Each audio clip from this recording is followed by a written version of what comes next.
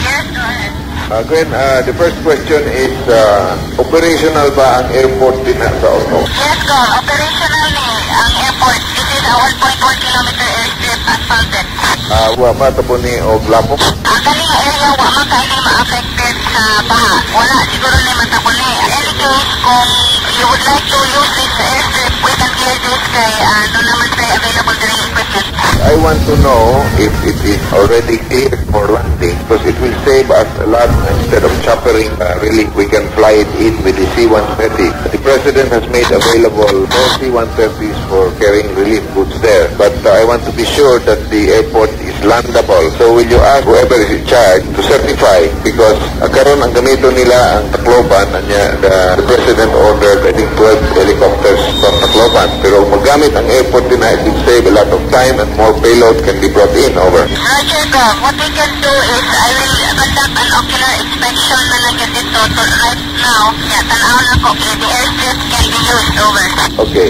Another thing is the President also ordered to put an LST at our disposal so we can bring in equipment and assistance in the restoration of your electric power. But more important than that, among first load, paingon din ha sa Navy cutter, maabot din ha tugma sa mga udto, we have chlorine. Now, I think it's very important. Do you have the capability there, I would like to know, of the health workers knowing what proportion of chlorine to mix with the water to make it potable? Kaya importante kayo na nga dili mo ma-cholera epidemic over. Sir, we have the people here who can determine the proportion of chlorine to water and we can contact these people.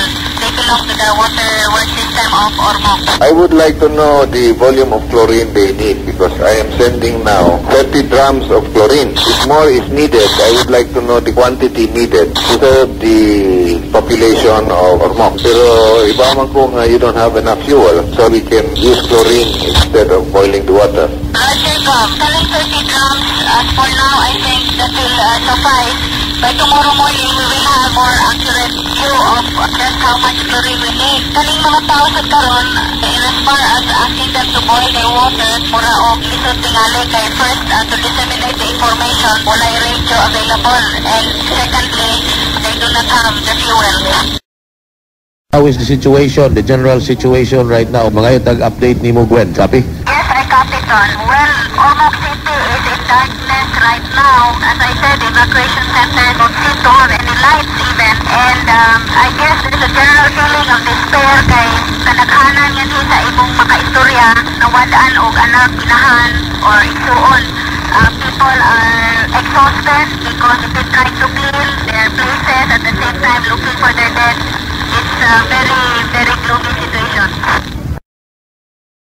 Pangutana Gwen kini nga mga nagkalay mga grupo mga kaupungan diri sa Sugbo nagkuha ni sila ron og mga donasyon alang sa mga biktima dinha sa Ormoc. Now sa imong banabana alang sa tuwa mga listeners nga ganahan muhatag sila mga donasyon unsa gyud ang gikinahanglan kaayo sa tuwa mga kaigsuonan dinha isit of course food no and then clothing unsa gyud numero 1 gyud nga ilang gikinahanglan karon. If I were to judge them kay ang nakabo ko they were caught in the middle of lunchtime probably in 5 to 10 minutes saka ang tubig nagako sa wakit sila na wakit na gulitan.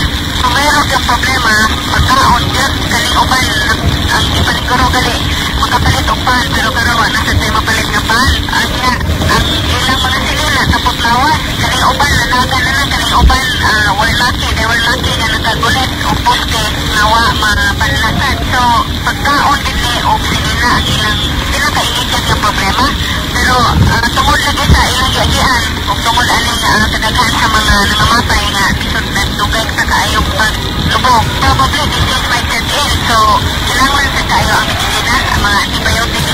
Okay, Tango Yankee Gwen.